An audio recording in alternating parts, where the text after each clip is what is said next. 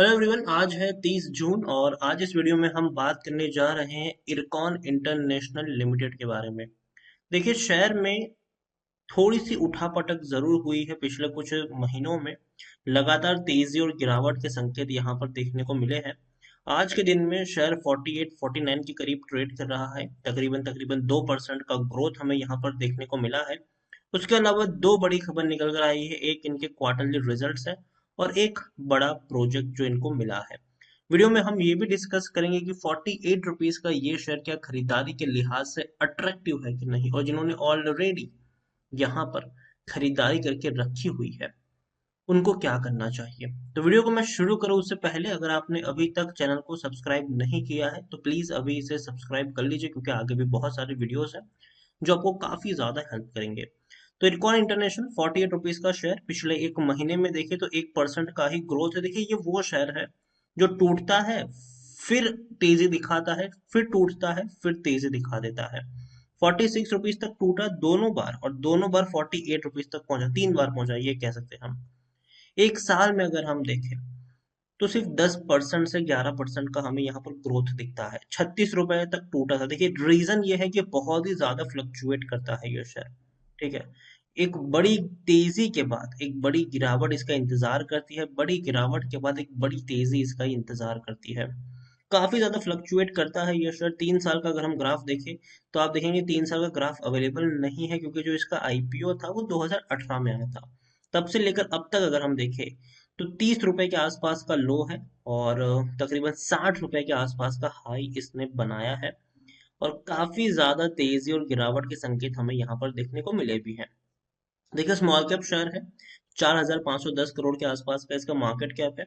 NSE में देखें तो 1 करोड़ से भी ज्यादा का इसका वॉल्यूम ट्रेड हमें देखने को मिल रहा है। शेयर होल्डिंग की मैं बात करूं तो प्रमोटर के पास अगर हम देखें तो प्रमोटर भैया सरकार है यहाँ पर। ठीक है, शेयर होल्डिंग के बाद हम अभी बाद में करेंगे, लेकिन पहले हम बात करते हैं इनके डिविडेंड की। ठीक है, डिविडेंड इन्होंने इस साल 65% का पे किया है। मतलब पर शेयर आपको 1 रुपये 30 पैसे डिविडेंड के तौर पर मिले हैं। लेकिन प्रीवियस ईयर्स में इन्होंने बहुत बड़े बड़े डिविडेंड भी चुकाए हैं लोगों को।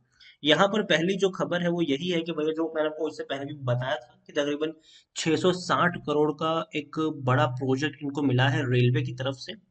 इरकॉन की अगर हम बात करें तो भैया रेलवे में काफी बड़ा नाम है इनका, और 660 करोड़ का एक बड़ा प्रोजेक्ट जो है वो इनको मिला है।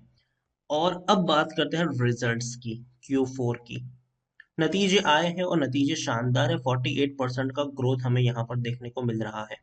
इरकॉन इंटरनेशनल में अगर देखें तो इस बार 170 करोड़ का इन्होंने मुनाफा कमाया है, जो पिछले साल 115 करोड़ का था। तो पिछले साल के मुकाबले अगर हम बात करें तो ये बहुत ही बेहतर प्रॉफिट आप यहाँ पर मान के चल सकते हैं। और इतना ही नहीं, नेट सेल्स की बात करें तो वो भी तकरीबन 30% ज्यादा है। 30% ज्यादा है। आप देखिए, 2,421 करोड़ का इनकी नेट सेलिंग थी इस क्वार्टर में, जो पिछले साल 1,873 करोड़ के आसपास की थी। तो काफी अच्छी बात है। कंपनी ने अच्छे प्रॉफिट्स कमाए हैं, कंपनी ने अच्छे रेवेन्यू कंपनी के देखने को मिले हैं। लेकिन दूसरी तरफ अगर हम देखें for the full year net profit, मतलब सालाना नेट प्रॉफिट अगर देखें तो तकरीबन 19 से 20% की यहाँ पर गिरावट है। सालाना इनका जो नेट प्रॉफिट हो रहा है वो तकरीबन 390 करोड़ का है। ठीक है, जो कम है क्योंकि पिछले साल तकरीबन 485 करोड़ का इनको प्रॉफिट हुआ था। और एक्चुअल में ये कम होना था, एक्सपेक्टेड भी था, क्योंकि भैया ये जो साल रहा है ना वो कोरोना का रहा है। ये हमें मानना पड़ेगा। पिछला साल कोरोना का नहीं था, लेकिन फिर भी अगर देखा जाए तो अच्छे सेलिंग आए हैं। सेलिंग में उतनी ज्यादा डिक्लाइन नहीं है, मुश्किल से 1% की ही गिरावट है। इस साल का जो सेलिंग हुआ है वो तकरीबन 5,340 करोड़ है, जो पिछले साल अगर देखा जाए तो 5,390 करोड़ का था। तो थोड़ा सा ही अंतर है, और उतने अच्छे नहीं है लेकिन उतने बुरे भी इरकॉन इंटरनेशनल के रिजल्ट्स नहीं आए हैं। अच्छे प्रॉफिट्स इन्होंने दर्ज किए हैं जो काफी शानदार है। इवन पिछले क्वार्टर में सिर्फ 102 करोड़ का मुनाफा था, इस बार तकरीबन तकरीबन 170 करोड़ का प्रॉफिट हुआ है, जो कि बेहतर है, शानदार है। अब तक के जो पिछले 5 क्वार्टर को अगर हम देखें तो उसके मुकाबले ये जो रिजल्ट्स है वो काफी बेहतर इनके आए हैं।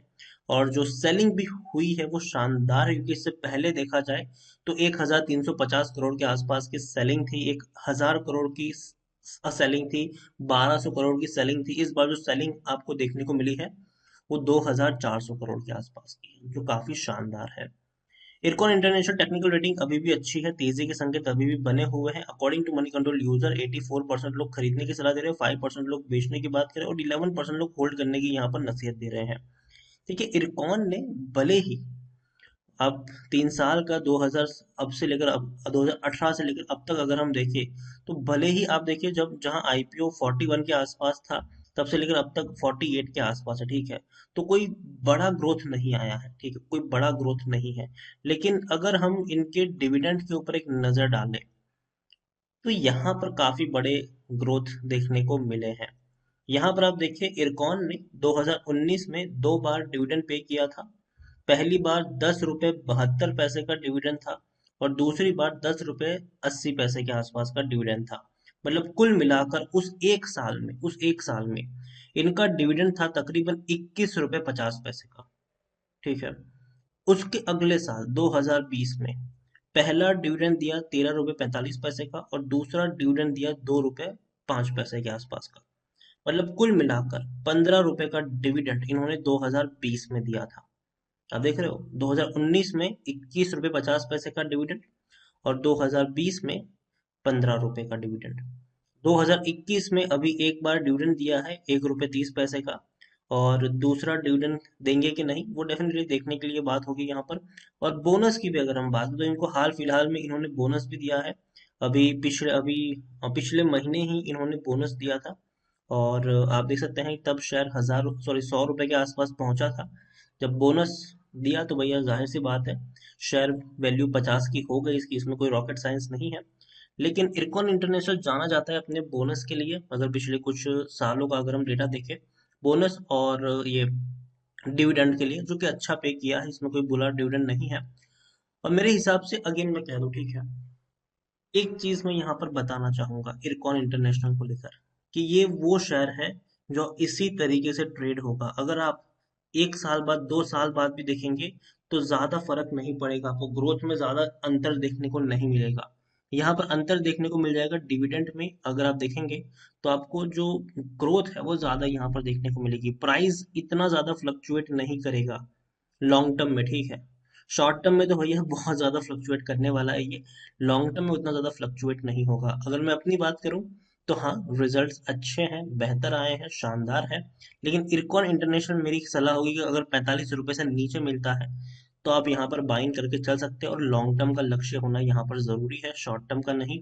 और अगेन पेशेंस होना जरूरी है। शॉर्ट टर्म में कोई बड़ी तेजी आपको नहीं देखने को मिलेगी।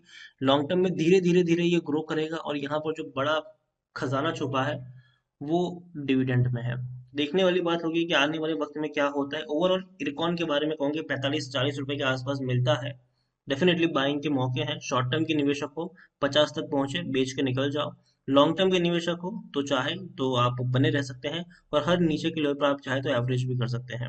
वीडियो को यहीं पे एंड करूंगा। पसंद आया हो तो लाइक करो, शेयर करो। चैनल पर अगर आप पहली बार है तो प्लीज सब्सक्राइब करें। और इरकॉन इंटरनेशनल के बारे में आप क्या सोचते हैं वो भी आप मुझे कमेंट में लिखकर बता सकते हैं।